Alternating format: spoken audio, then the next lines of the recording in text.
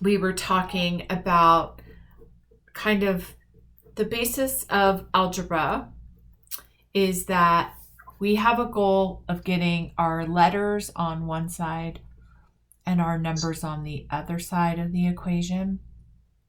And to do that, your goal is to always do the opposite of what they're doing. So if they're adding 12, what would be the opposite of that? Subtracting. Yep. And anything you do to one side, you have to do to the other side. So this cancels each other out, and what's left on this side is what? Is nothing. X over 4. Oh, yeah. And then what is 32 minus 12? 32 minus 12 is 20, I think. And we are almost done, but we still have numbers over here. So they're dividing by 4. What do I have to do?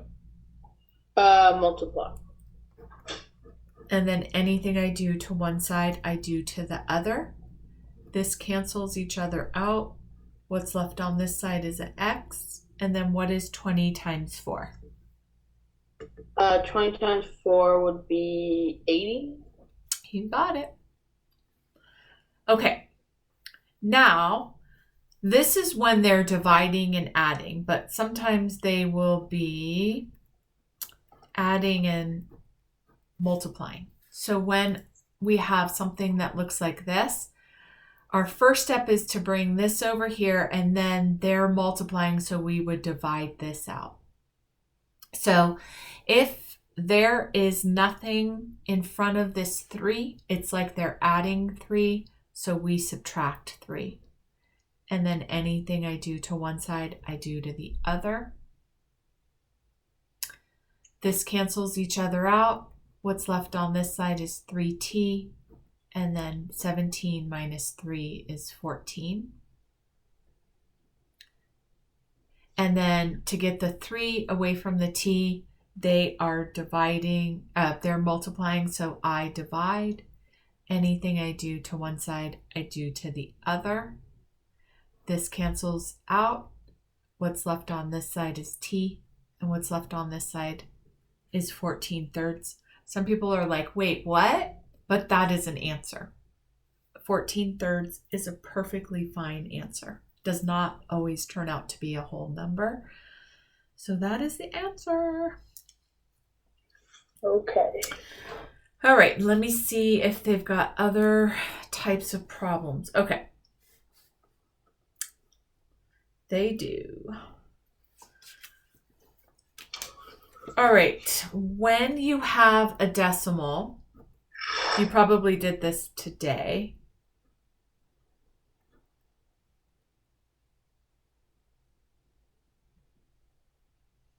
I think this is a typo. So in the book, it says 10.7 minus x minus 43. I think it's supposed to be equals 43.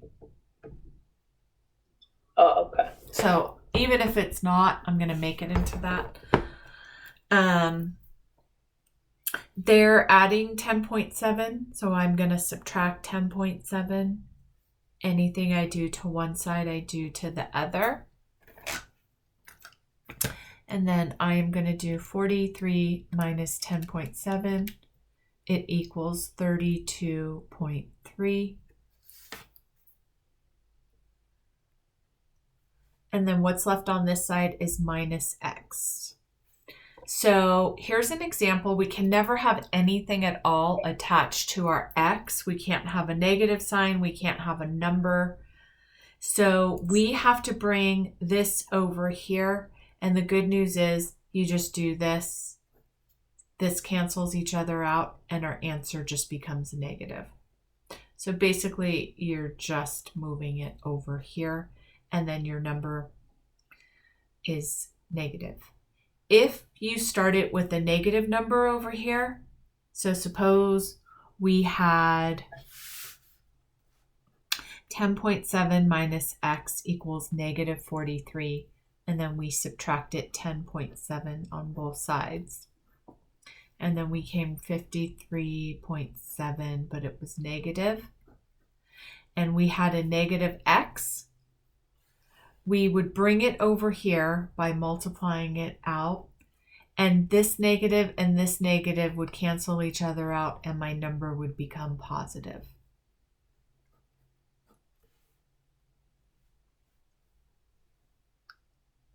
Does that kind of make sense? Yeah, it's a little complicated. It's a little complicated, but I'm recording so you can watch it as many times as you need to. Okay. Okay.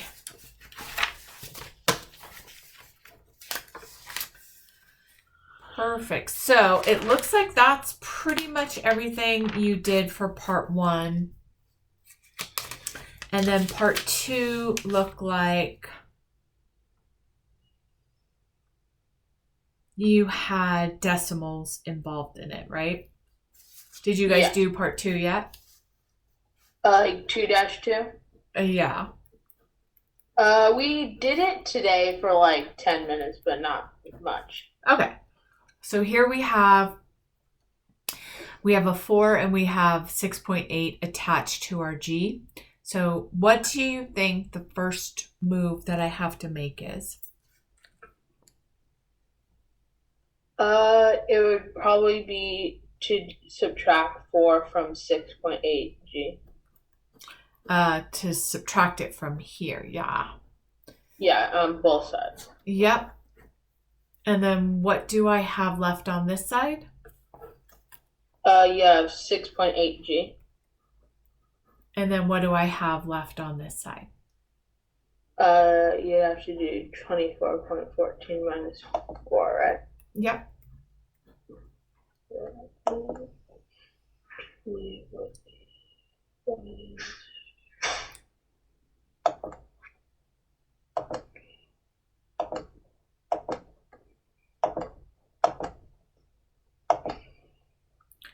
And then what would I do from here? Then you have to, I think you'd have to divide. Yep.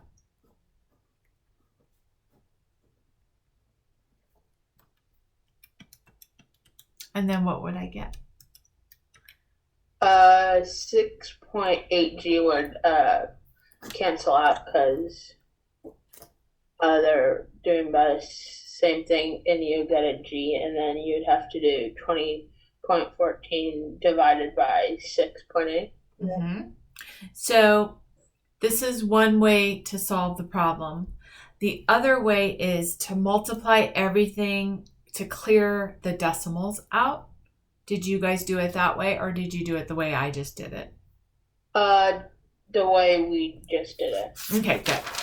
I don't know why they would do that. It's not necessary. So we see here in this one, I'll just teach it to you since they're doing it this way. So because there's one digit that we have to clear to get the decimal away, you would multiply it by a 10. If there were 2 digits that we had to use to get the decimal cleared, then we would multiply it by 100 and so on. But since there's only 1 digit here and 1 digit here to clear it out, we multiply this by 10 and it becomes 228. We multiply this by 10 and it becomes 4. And anything we do to this side, we have to do to this side.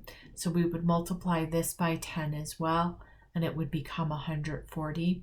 Then you would just solve it like normal. They're adding 228, you subtract. Anything you do to one side, you do to the other. So whether your teacher wants you to do it with the decimals or whether they want you to clear them out, that's the way you clear them out. And you can do either way, in my opinion, but do whatever your teacher tells you to do. Okay, so part 3 is this little thing called distributive property. You remember that distributive property, right? Yeah. Okay. me get this book out of the way.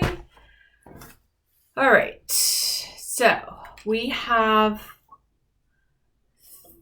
13.6n plus 12n. Now, again, I'm not really too sure why they're asking you to distribute it out, but that's what they're doing.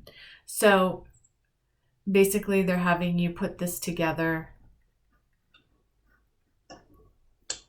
and then adding these together because they're like terms, and it becomes 25.6n. And the original problem was equals 128. So let's just put all of that in.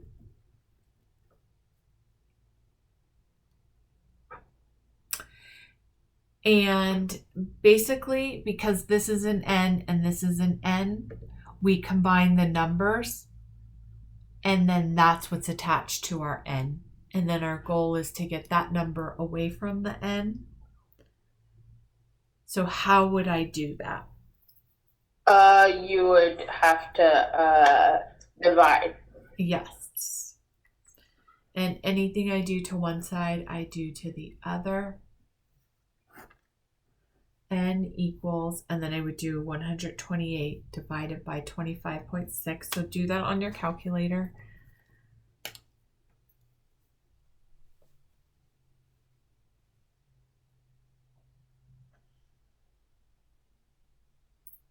And what would you get?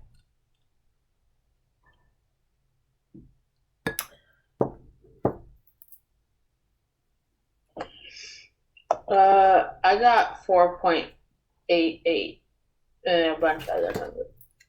Okay, 128 divided by 25.6. I got 5. I think I typed it wrong. Do you have any homework from 2.2-1? No. Okay. So you just haven't gotten there, right? Yeah. All right, let's go ahead. I'm going to, do you have any questions before?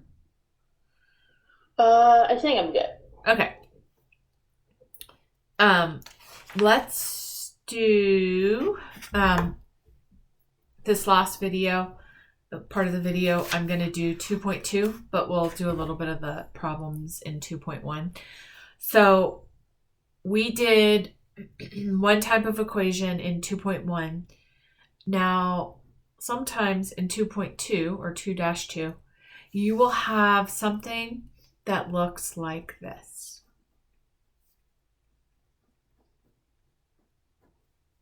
What do you notice about this problem that's maybe different than the other type of problems?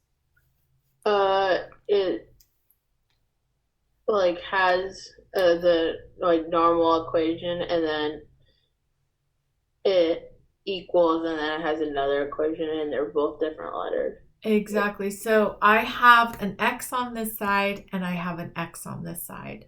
And we know I have to bring my letters over here and I have to bring my numbers over here.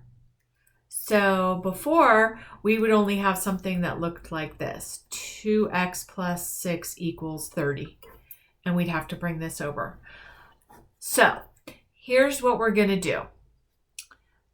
We're going to bring this over here, and it follows the same exact rules as our other types of problems. They're subtracting 3x, so we add 3x. Anything we do to one side, we do to the other. So this cancels out. And now we're going to add 2x with 3x, and what would I get? 2x and 3x, you would get 2, I think. So 2 plus 3 is? Oh, you do plus 2 plus 3 is 5. And then we just put the x back on there. So what's left on this side is 5x plus 6, and then this is equals 1. Now I have to do bringing my 6 over here. So now it's the normal algebra problem like we've done the last 2 times. So they're adding 6. I subtract 6. Anything I do to one side, I do to the other. What's left on this side is 5x. And what's left on this side is -5. Make sense so far? Yeah, I have one question. Yeah. How did you figure out that it was adding, like when you got 5? Because 2x, they were subtracting 3x, so we had to add 3x. What I do to one side, I do to the other. There's already a 2x there, and they're telling me I have to add 3x to it. Oh, okay, I didn't see the subtraction problem. Ah, yeah. The negative sign makes it a subtraction. Okay. All right, now I have my 5 attached to my x. They're multiplying, so I divide. Anything I do to one side, I do to the other. This cancels out. What's left on this side is x. And then I have a division problem, right? 5 divided by 5 is 1, and it's negative. So it's -1. Okay. Those are a little tricky because you've got to bring the x over and you've got to bring the number over, but it's the same process. We do each line. They're doing this. What do? We do the opposite. What I do to one side, I do to the other, and you keep doing that until your x is all by itself on one side and your number is all by itself. So just think about it that way. Step by step, you're getting rid of one thing at a time. Okay.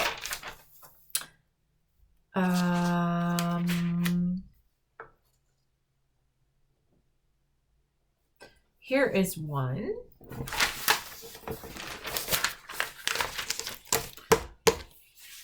All right. This one looks crazy, but it's okay because we know we just have to do one thing at a time. So it looks kind of crazy, right? Oh, yeah. It looks insanity, but I will tell you this, you are bigger than a fraction and you are bigger than a decimal. So we don't care. We can handle it. We're like fraction beasts. So they're saying here that we have a letter on this side and we have a letter on this side. You can either bring this over here or you could bring this over here. Since there's already a letter on this side and there's a number on this side, I'm going to bring this over here. You don't have to do it that way, so there's not one way to do it. You could either bring this over here or you can bring this over here.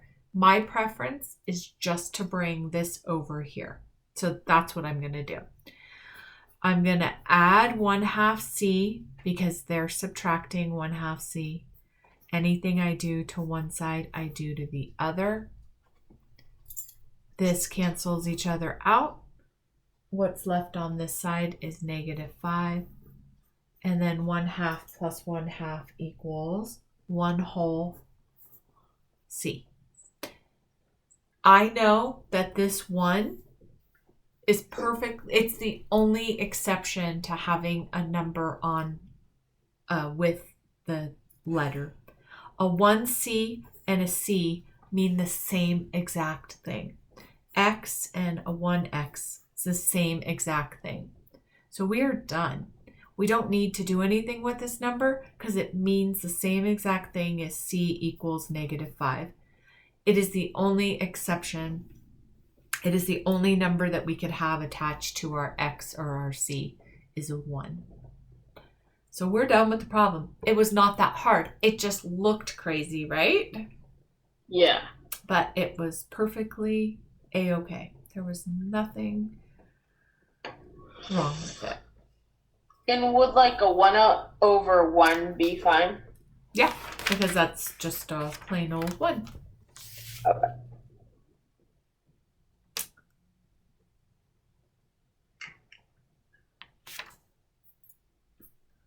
Oh, wait. Okay. So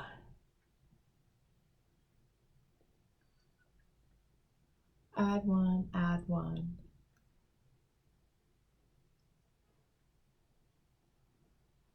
-5. Okay.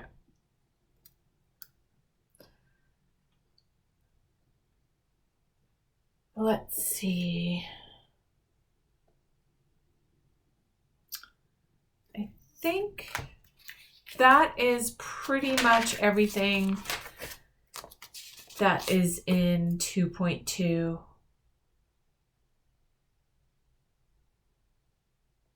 And then from there, they're going to add, in 2.3, they're going to add distributive property. So the problem might look like this or something. And we know that anything touching the parentheses gets distributed here, right? Yeah. So the first step would be distributing this 4c plus 20 equals 10. And then you would do your normal problem. They're adding 20, so we subtract 20. Anything we do to one side, we do to the other. This cancels each other out. What's left on this side is 4c. This would be -10. We have a 4 next to a c, so we divide because they're multiplying, right? Yeah. So that's what you're doing in part 2.3, and then we would simplify, and it would be c equals -5/2. It looks crazy because it looks like this, but we know what this means. This just means distribute whatever's outside of the parentheses to everything that's inside the parentheses.